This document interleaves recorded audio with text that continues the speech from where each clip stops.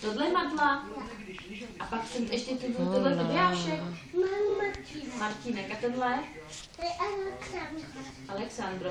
A tuto vůbec neznám. To je Malinka. Majinka? Malinka? Marienka. Ale to už nehory ukazujou. A tahle? To je Ani. Eny. A tahle? To je Láni. Tohle, znáš to, tohle to říká jako nějaký rány. A vůbec to opakuje. Rány. Damiana. Damianek. A tenhle se jak jmenuje? Láni. Reny? Rany? Rany? A to fakt ale říká furt. Nějaká Angličanka, no. Ne, co je znamená raný. To jsou jména. Tam chodí cizinci. Annie? Tam chodí asi 2-3 Češi a obvykle cizinci. Jo. A tohle? A neumějí česky, jo? Jessica, správně. A tohle? Paní ředitelka, víš, nevím, jak se jmenuje. Jak se jmenuje ta tvoje učitelka? To jo, no. Nikola. A tady Tam ta? budete mít taky sníh, no. A ty Šumavy bývá míň, no. Druhá učitelka taky nevím, jestli tohle neví. Jako na tom božím naru, tam jedete vy, tam bývá závěr, jo. Tam abyste vůbec dojeli. Míška? To je poblíž, ne, ale. No, tak je to méně dobré.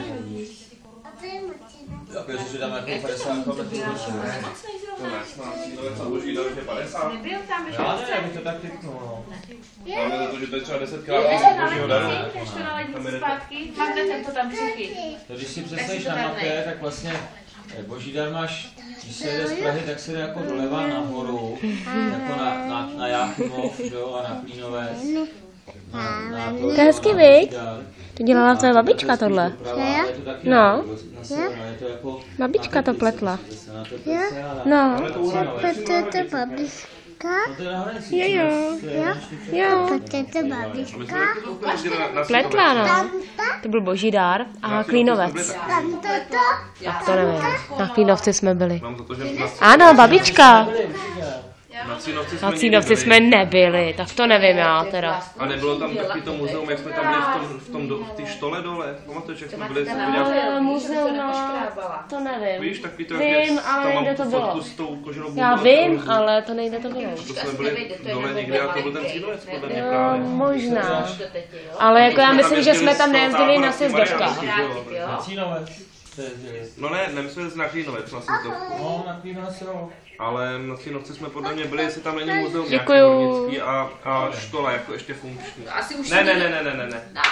Sladký už si nikdo nedá, ne? Ne, děkujeme. Ne, děkujeme. To bylo dost. Dost toho bylo. Bomba! Pití? Tak to pošli teď, hele. Říká Ivana, že to je bomba. Recept. Chtěla recept, tak bude mi recept na pořádný dort. Ale výborný. To je vynikající. Jako je to sice síla, ale je dobrý. A tak dort je vždycky bomba, že jo, to je marná. Tak to má být. Právě to je jasný, no. Když jste se prostě narodili tak blbě, my vždycky po Vánocích jsme říkali, budeme huvnout, jenže 10. ledna Zuzka, 18. ledna ty a vždycky se jedlo a jedlo. Já si taky říkám, že začnu hubnout až v únoru, ale v únoru jdeme na ty hory, tam bude chutnej raut, jo, takže Tam to taky nepůjde, viď? tak budu hubnout až po horách. Teď Když se zase... člověk nehejbe, tak je to blbý. Já když jsem běhal, tak mi to vůbec nevadilo, ale teď jak už nehraju fotbal, tak už to je na prd. No. A budeš zase chodit na fotbal? No, nebudu. Nebudeš? Ani teď ne, že? Ne. Tak zakončíš úplně, jo, to fotbal. No, nevím, ale spěje to k tomu, no, asi pomalu. Ale teď na jaře určitě ne, no. Tak protože budu už jenom stárnout, že jo, tak už se tam jako... No, už je ti 30, viď? Už dostanu do toho týmu. Už je ti 30. No. Tam hraju s 20letýma klukama, že jo, tak jako těch 10 let je sakra rozdíl prostě. No to zase není, Andro. V tom fotbale, jo. To vidím, ty kluci, co je mě 35, 6, tak jsou tam už vyloženě do počtu, jako jo. Tam 35, jo, ale to máš ještě